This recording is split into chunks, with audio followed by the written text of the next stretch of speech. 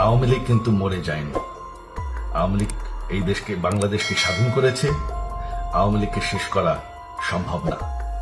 আমরা আছি, আওয়ামী লীগ কোথাও যায়নি, এমন মন্তব্য করে সাবেক প্রধানমন্ত্রী শেখ হাসিনার ছেলে সজীব ওয়াজেদ জয় বলেছেন, আওয়ামী লীগকে শেষ করা সম্ভব নয়, বাংলাদেশের স্বাধীনতা এনে দিয়েছে আওয়ামী লীগ।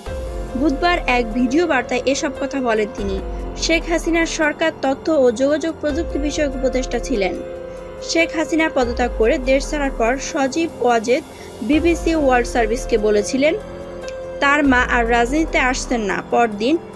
পরদিন ডয়েচে ভেলেকে জানান, শেখ পরিবারের কারোর রাজনীতিতে আসার কোনো কারণ নেই। তবে তিনি বুধবার ভিডিওতে বলেন, এখন দেশে একটি বিশৃঙ্খলা পরিস্থিতি চলছে, সারা দেশে ভাঙচুর ও লুটপাট হচ্ছে, আওয়ামী লীগ নেতাকর্মীদের ওপর হামলা চলছে, হত্যা করা হচ্ছে।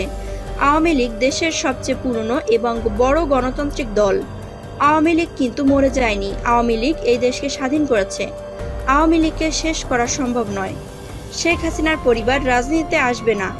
আগে দেওয়া এই বক্তব্যের কথা উল্লেখ করে সজীব ওয়াজেদ বলেন, আমাদের নেতাকর্মীদের ওপর যেভাবে হামলা হচ্ছে, এই পরিস্থিতিতে আমরা হাল ছেড়ে দিতে পারি না। বাংলাদেশে যদি গণতন্ত্রের নতুন বাংলাদেশ গড়ে তুলতে হয়, আওয়ামী লীগকে ছাড়া সম্ভব নয়। আওয়ামী লীগ হচ্ছে সবচেয়ে বড় দল, আওয়ামী লীগ কোথাও যাবে না। আওয়ামী লীগকে শেষ করা সম্ভব নয়। নেতাকর্মীদের উদ্দেশ্যে তিনি বলেন, আমি সবাইকে আহ্বান জানাচ্ছি, আপনারা সবাই সাহস দিয়ে দাঁড়ান। আমরা আছি, বঙ্গবন্ধুর পরিবার কোথাও যায়নি।